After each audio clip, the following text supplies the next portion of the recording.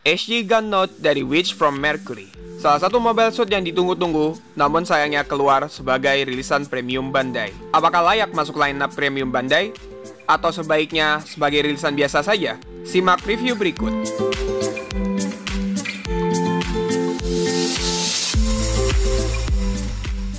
Hai, welcome back Genius People. Saya Alif Genius dan hari ini kita akan mereview HG Gun Note dari Witch from Mercury. Pertama, saya mau mengucapkan terima kasih untuk teman-teman yang menemani saya ketika live build kemarin ya. BTW, mohon maaf juga, saya lupa mengucapkan terima kasih juga buat yang udah nonton live build Gundam EX kemarin. Sekalian promosi ya, yang belum nonton review Gundam EX, ada di pojok kanan atas, hehehe.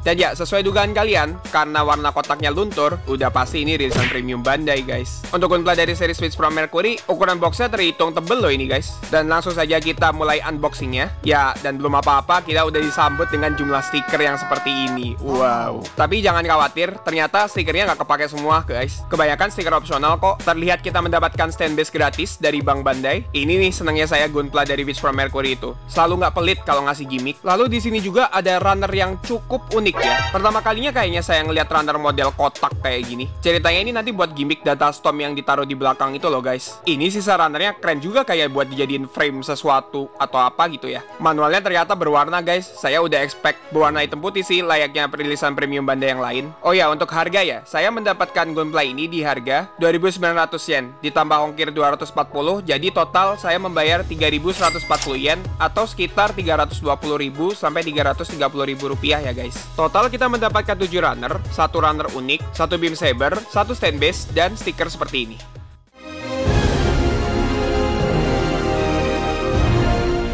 Kalau kalian ngeliatin live saya kemarin, saya ada kesusahan di bagian kepalanya. Kayak bagian mulutnya itu nggak mau keluar gitu loh, nggak mau dimasukin. Ini pun juga nggak perfect hasilnya. Coba masukin bagian mulutnya dari bawah. Mungkin hasilnya akan berbeda dari yang ini. Saya tuh selalu terpukau dengan gunpla dari series Witch from Mercury. Gimana coba mereka bisa ngedesain struktur yang sederhana tapi gimmick artikulasinya bagus banget. Oh ya, untuk masalah stiker, di sini saya akan menggunakan aksen warna biru ya. Warna yang sama ketika Gun Note-nya model Data Storm. Emang sepertinya warna yang paling cocok ya warna biru ini sih. Saya selalu suka aksen kaca yang buat nunjukin permetnya itu loh guys. Partnya padahal terlihat sederhana loh, tapi jadi kelihatan mewah gitu gunpla yang kita bikin. Kalian tahu nggak sih sebenarnya Gun Note ini tuh nggak punya tangan. Tangannya itu ceritanya udah satu set gitu, jadi senjatanya. Ceritanya kayak tangan kanannya Michaelis gitu, yang nggak kelihatan telapak tangannya. Lalu ini untuk bagian kakinya, bagian telapak kakinya kecil banget. Dengar-dengar ini mobile suit, saking kecilnya telapak kakinya, dia nggak bisa berdiri loh guys. Ya akurat sih di filmnya. Di filmnya kan dia emang cuma ada di angkasa ya, nggak pernah ada di darat. Dan ini pahanya gede banget,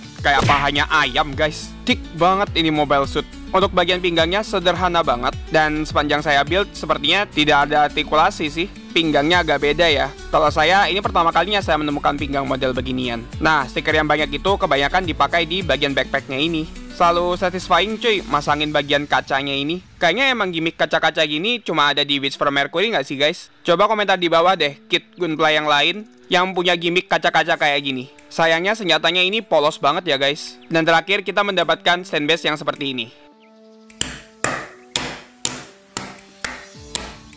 Kayaknya saya agak meremehkan kit ini deh. Berpikir ngapain coba grand unit kayak gini dijadiin premium Bandai. Ternyata emang ada 1-2 alasan kenapa kit ini emang harus premium Bandai sih. Mungkin salah satunya adalah efek yang satu ini. Kalian ingat tadi runner yang unik yang kayak kotak itu? Pertama kita lepas bagian kaca yang ada di jetpacknya ini. Untuknya kita dikasih celah di bagian kacanya. Jadi kita bisa mudah membongkar pasang bagian kacanya. Kita ganti bagian kacanya dengan bagian data stormnya. Lalu jaring-jaringnya yang besar itu kita masukkan satu persatu di bagian lubangnya. Dan ya akhirnya jadi lagi salah satu kit yang makan tempat. Harusnya lebih keren lagi sih kalau misalnya Gun Note-nya ada 2 atau 3 gitu ya. Tapi duitnya mana?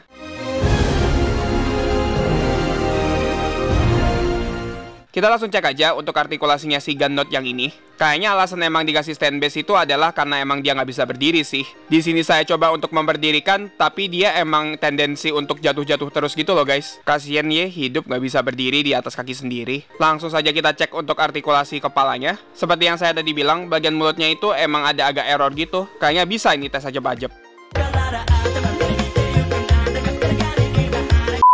Lalu kita coba putar 300. 60 derajat. Lah kok putus kepalanya? Kayaknya cuma bisa ajab-ajab doang deh. Kalau masalah putar-memutar nggak terlalu banyak ya artikulasinya. Bagian pundak armornya bisa dibuka tutup seperti ini. Cukup luas ya untuk yang satu ini. Lalu untuk bagian tangannya, bagian lengan bawahnya ini bisa diputar 360 derajat seperti ini. Lalu lengannya juga bisa ditekuk seperti ini. Kasian ya, nih mobile suit nggak punya telapak tangan. Bagian lengannya ini pergerakannya cukup luas ya. Kalau kita tarik ke atas bisa ditarik sampai sejauh ini. Tipos dulu guys. Bagian lengannya juga bisa kita tarik ke dalam seperti ini. Cukup dalam ya untuk pergerakan ke dalamnya. Impresif sih. Lalu kita lihat untuk bagian badannya. Sumpah cuy, emang keren ya gimmick-gimmick kaca yang menunjukin permetnya ini. Mungkin aja kalau Bandai ngasih gebrakan baru, stiker yang lebih elegan gitu, mungkin akan lebih keren lagi sih permetnya. Untuk bagian badannya gimana ya? Agak kaku sih ini jatuhnya. Digerakin kemana-mana nggak banyak ya derajat pergerakannya. Yang paling kelihatan sih patah kanan patah kirinya ini. Lalu juga untuk bagian pinggangnya, seperti yang saya duga, artikulasinya emang nggak ada sama sekali guys. Bener-bener kaku banget ini. Paling tadi ada bagian kecil di roketnya yang agak bisa gerak, tapi sisanya nggak bisa sama sekali. Lalu kita tes artikulasi untuk bagian kakinya. Ini untuk digerakkan ke belakang dan digerakkan ke depan seperti ini. Pas gerak ke depan agak miring gitu ya guys. Lalu ini bagian kaki bawahnya kalau ditekuk seperti ini. Lalu ini jika ditekuk ke bagian belakang. Bagian apa ya itu ya? Kayak bagian lancip-lancipnya itu agak mengganggu sih. BTW maaf ada sedikit masalah. Kaku banget sih bagian ini. Bisa digerakin dikit sih. Lalu ini untuk bagian telapak kakinya bisa ditekuk sampai sedalam itu ya guys. Lalu dia juga bisa split sejauh ini. Nggak 180 derajat sih, tapi cukup impresif ya. Saya masih kepo guys, ini beneran nggak bisa berdiri ya? Kita coba lagi. Berdiri guys, ini entah hoki atau gimana, tapi ini menunjukkan kalau si Gunnotte ini sebenarnya bisa berdiri. Kalau kakinya dibuka di derajat tertentu sih itu kayaknya. Untuk backpacknya artikulasinya nggak terlalu banyak ya, dia cuma bisa ke atas ke bawah seperti ini. Cukup simple, nggak muluk-muluk sih gimmicknya. Lalu untuk rifle-nya, dia itu dipasang di lubang yang ada di tangannya, dalam tanda kutip ya. Nah, nggak hanya di kanan aja, tapi di kiri juga bisa dengan kita memutar rifle-nya seperti ini. Wow, emang gimmick yang mind blowing sih ini. Kepikiran juga ya Bang Bandai punya ide gimmick seperti ini. Ya buat menutup estetik rifle-nya yang terlalu biasa ya. Untuk beam sabernya ada dua jenis ya. Ada yang panjang dan ada yang pendek. Dan setiap jenisnya kita dikasih dua. Bagian yang pendek itu gampang banget buat dimasukin ke tangannya, tapi jadinya loose gitu. Sebaliknya yang panjang susah dimasukin, tapi jadinya solid. Nah sekarang kita coba untuk mode data storm-nya. Pertama kita copot bagian sayap jetpack-nya. Jangan khawatir, ada celah yang bisa kita pakai untuk melepas bagian kacanya. Dan bagian yang kita lepas itu kita ganti dengan bagian biru yang satu ini. Setelah itu kita panggil bagian data storm-nya ini. Akhir-akhir ini review Gunpla makan tempat semua ya. Nah lalu bagian data storm-nya ini kita langsung pasang ke bagian biru yang tadi kita udah pasang. Dan jadilah deh Gunnotte-nya mode data storm. Emang kerennya kalau kita punya Gunnotte 3 atau 4 gitu, terus kita gabung-gabungin gitu data storm-nya. Kalau sendiri gini mah mending jadi helikopter aja di Gunnotte. BTW kelupaan sesuatu guys, maaf. Jangan lupa sayapnya dipasang lagi ya setelah memasang si bagian data storm-nya. Lanjut ke sesi berikutnya.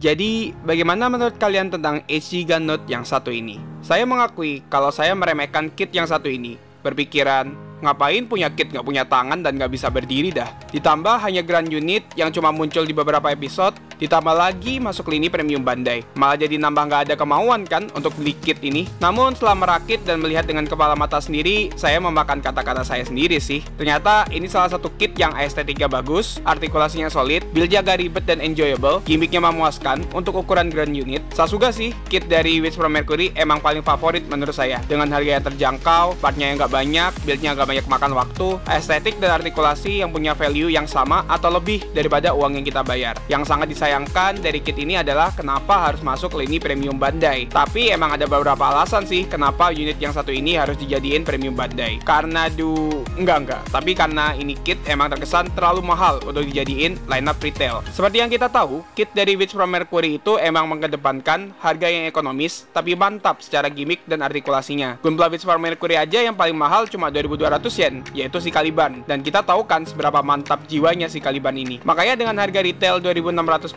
yen, Bandai sepertinya menilai harga ini terlalu mahal untuk jadiin rilisan reguler. Alhasil harus pakai jalur setan. Nah, apakah saya merekomendasikan Gunpla yang satu ini? Kalau kalian emang fansnya Witch from Mercury dan pengen melengkapi kitnya, ini emang wajib sih. Salah satu grand unit yang paling keren sejauh ini. Dan untuk harga 2.640 yen, menurut saya worth it banget dengan apa yang kita dapatkan. Tapi kalau berbicara harga masuk Indonesia, karena ini lineup premium Bandai, emang agak susah ya buat dapat harga yang bagus. Mungkin 550.000 sampai 600 500.000 harga yang bagus. Kalau misal masih lebih dari itu, coba pertimbangkan 2 kali sebelum membeli. Kalian bisa dapat 2-3 kit dari Witch from Mercury yang lain dengan uang yang sama, dengan catatan tidak ada penggorengan yang terlibat ya. Secara umum kalau kalian nemu kit ini di harga yang bagus, boleh sih, monggo disikat. Apalagi kalau mau cari Gunpla kit yang out of the box, ini merupakan salah satu gun unit rekomendasi menurut saya. Tapi kalau menurut kalian bagaimana? Apakah tertarik untuk membeli? Coba komentar di bawah ya. Jadi saya akhiri reviewnya di sini. Kalau kalian suka video ini, bisa kasih like, komentar, share ke teman-teman kalian, dan jangan lupa untuk subscribe. Kalau kalian ada saran dan komentar, jangan sungkan ya untuk DM saya melalui IG atau TikTok yang saya cantumkan di deskripsi ya. Atau juga bisa join Discord komunitas Genius People yang saya cantumkan di video ini. Sampai jumpa di video berikutnya.